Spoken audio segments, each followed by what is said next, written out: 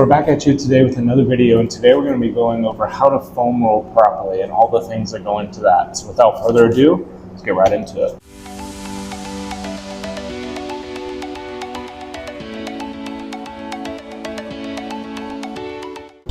Okay, so when it comes to foam rolling, there's a few different things that you want to keep in mind whenever you are doing it. As a disclaimer from the very beginning, I'm going to be using one of these long foam rollers. You can get one of these on Amazon, Dick's Sporting Goods, any place like that. They will sell some of these. There are smaller ones that have rivets in them that you can utilize, especially at home. There are smaller ones of this variation. But we're going to use this variation because it's what's in the gym, but also it's the one that I prefer the most out of all of the foam rollers that are on the market currently. So foam rolling, essentially what it's supposed to do, you can do it before or after your workout. If you've been following along on our beginner series, a lot of what this is supposed to do is to relieve knots or relieve any tension in the given area that you're trying to foam roll. It's also supposed to help increase blood flow to that given area, especially if it's tight or you're about to go into a workout. You want to be sure that you have some blood flow into that given area so that you're ready to go whenever you go into your workout. Or you can help reduce and mitigate the soreness and the tension and all that transpires after your workout. So that's some of the benefits of doing this. It's going to help increase your blood flow, and then it's also going to help with all of those knots, being sure that you're not as sore or as stiff. It's going to help with your flexibility and all of that kind of stuff as well, because you're not having knots that you have to stretch out. You're able to foam roll those out and then stretch, so it's going to help with that flexibility as well. So the main thing with this, it's going to be a very short kind of tutorial video on how to do this. I'm going to pick a couple of points that you can kind of go over, and then some things to keep in mind whenever you're doing this. So there's a few different areas that you can foam roll to keep it as basic as I possibly can. We're going to look at the tops of your legs or your quads, the backs of your legs or your hamstrings, and then your back. And there's a bunch of different ways that we can utilize that. So what we're going to start off with is your hamstrings. So with this one, all you're going to do is sit on top of it. You're going to set it right below where your hamstring meets your butt, so right at that line right there. Extend your legs out, and then you're just going to go back and forth from here. And so the objective here is you want to try and drive your heels and your legs all the way into the ground. You want as much tension as you possibly can going into this, and you're just going to go back and forth. And so a good point with this is if you find a place that has some sort of knot, or you feel like a lot of tension in one given area, what you'll do is you'll find that area, sit there, and then do some small back and forths. Put a lot of pressure into the foam roller in that given area. If it's just on one side, you can do it on one side. If it's on the other, accentuate the other side, and then you go right back into it. And so what that does is when you're on your site, going back and forth with it, it helps to alleviate that knot and that tension. And then you go all the way back and forth, which just helps it move and get into the right plane as all of your other muscle fibers that you're trying to roll out. So you'll go back through here. Normally what I like to do is about 10 to 12 back and forths. That includes trying to sit at one. You'll go back and forth for a little bit, and then you'll get back right into it. So with the hamstring, there's a few variations of this. You can do your double leg, you can do your single leg, whichever one you would like to do. I usually go with the double leg variation because I usually don't take a lot of knots out of here. But when I do, I'll go to a single leg variation, really press into it, and just go like that. And then obviously I'll switch sides. So that's for your hamstrings. Your next one is going to be for your back. So this is going to be your lower back, upper back, all that kind of stuff. So you're going to keep the same principles in mind. You're going back and forth with this.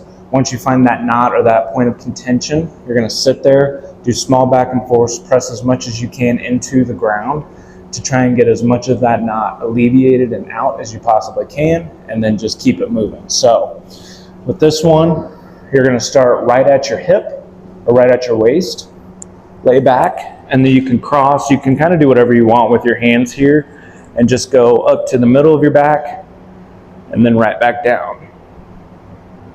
And so this is going to help alleviate any lower back tension that you may have as well.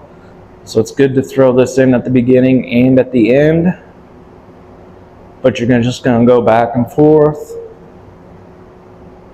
Once you find that point, let it sit there for a little bit, do some back and forth there, and then keep going. With this one, it's good to rotate into it as well. So you won't go all the way to your side, but rotate and try and feel a little bit. So that way you can get your full lower back and make sure everything's fully rolled out. And then you'll be done there. So be sure whenever you're doing this too that you're breathing. Do not hold your breath while you're doing this. Breathe through it. Nice big deep breaths all the way through. It's going to help alleviate all those knots. It's just going to help you go through this a lot better.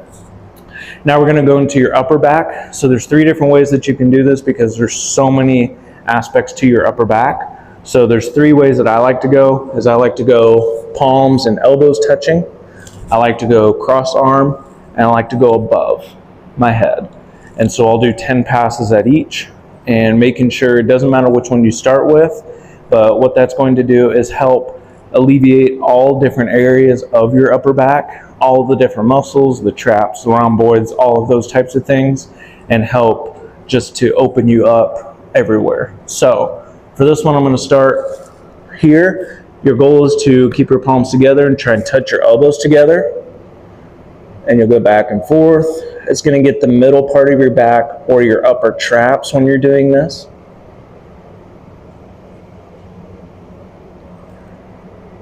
And then I'll go cross arm. And then we'll go overhead.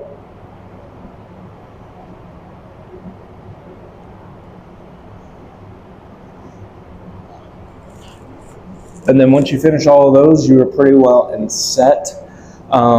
Think about on all of those too. You want to find those points of contention, those points to where there is a knot or something like that that you want to sit on. Sit there, go back and forth with it. This is going to help open up that back.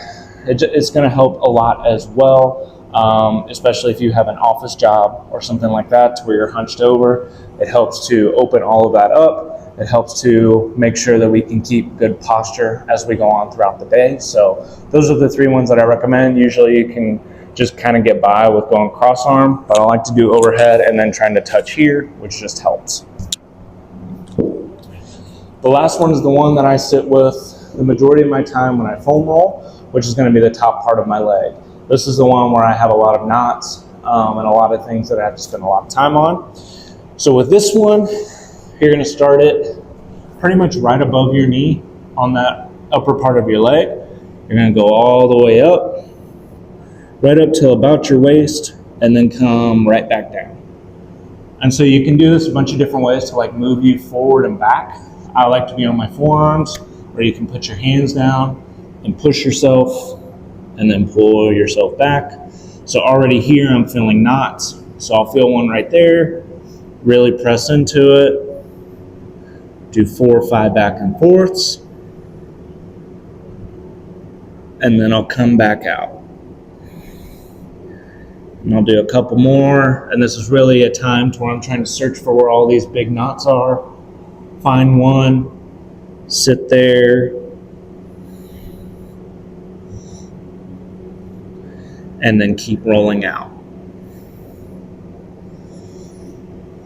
And so this time I may go a little bit more than 10 back and forths, especially on the top part of my leg, because I want to be sure that I get as many of the knots as I possibly can out. Plus it's going to help me with my stretching and everything like that I do afterwards. So overall, that's kind of what I was going to go over today with foam rolling. Those are the main ones that I usually recommend that you go and do whenever you are foam rolling.